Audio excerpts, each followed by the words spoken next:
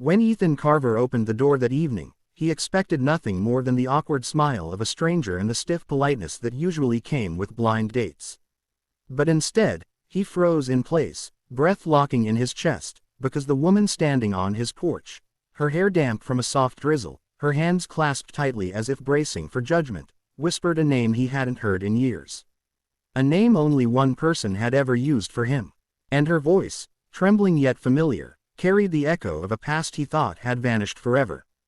If you believe in kindness, second chances, and the power of unexpected connections, please like, comment, share, and subscribe, and tell us in the comments where you're watching from. For a moment, Ethan couldn't move, trapped between memory and reality. Life as a single dad had aged him faster than he ever expected. 2 years earlier, his wife, Lena, had died in a sudden accident, leaving him alone with their daughter, Mia, who was now 7 and carried both her mother's smile and her mother's quiet strength. Ethan had spent months stumbling through grief, trying to rebuild a life that felt shattered, trying to balance late-night shifts as a mechanic with school lunches, bedtime stories, and the aching silence that filled the house after Mia fell asleep. Dating felt impossible, wrong, even, but Mia had asked him one night why he never smiled anymore, why he never met people the way he used to. That small question broke him. For her sake, he agreed to go on one date, set up by a coworker, just to show Mia that he was trying. And now here he was, staring at the woman on his porch. Her name was Grace Whitmore, according to the text message his coworker had sent. Yet she had whispered, almost too quietly to hear, "Ethan, Echo." Echo. Lena had called him that.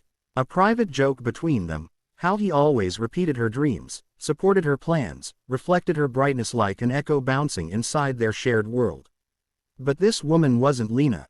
She couldn't be. And yet, the way she whispered it, the way her eyes shimmered as if searching deeper than his face, something inside him shook loose.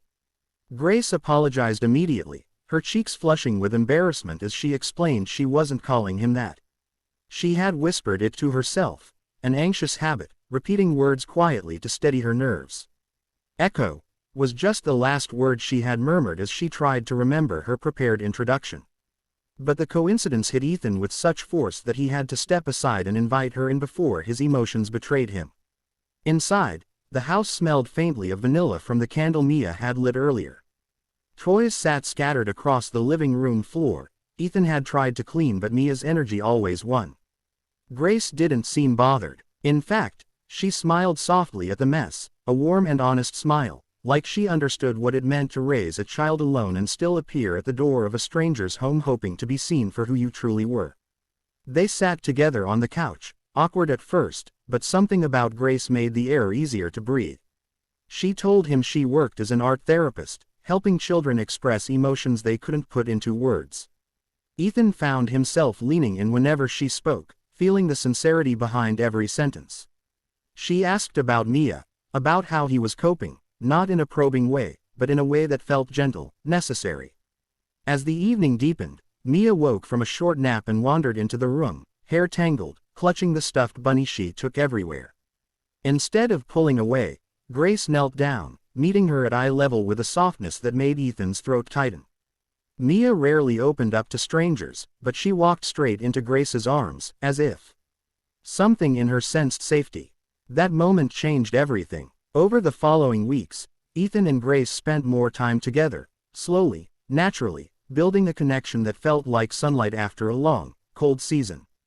Grace painted with Mia, teaching her how colors could carry feelings. She listened to Ethan talk about Lena without flinching or forcing him to rush through the memories. She gave space, comfort, and presence in the exact measure he needed. But nothing beautiful blooms without its share of storms. One evening, Ethan pulled away abruptly during a quiet moment on the couch. Fear clawed at him. Fear of forgetting Lena, fear of replacing her, fear of failing Mia, fear of opening his heart only to lose someone again. He apologized, explaining he wasn't ready, that he didn't know how to move forward without feeling like he was betraying his past. Grace didn't cry. She simply placed a hand over his and told him he didn't need to move forward alone. Healing wasn't betrayal. Love wasn't limited to one chapter. Hearts could stretch, reshape, and grow, especially when shared with someone willing to walk beside you rather than ahead of you. That night, Ethan realized he had been clinging to grief not out of devotion, but out of fear of letting the world in again. He thought of Mia, how she laughed more when Grace was around, how she seemed lighter, braver. He thought of Grace, standing in the kitchen humming softly as she helped Mia mix cookie dough, unaware of how her presence filled the house with a calm he'd forgotten existed. And he thought of Lena, whose final wishes had always been that he and Mia live boldly, love deeply, and never let sorrow extinguish their light. So Ethan chose to try.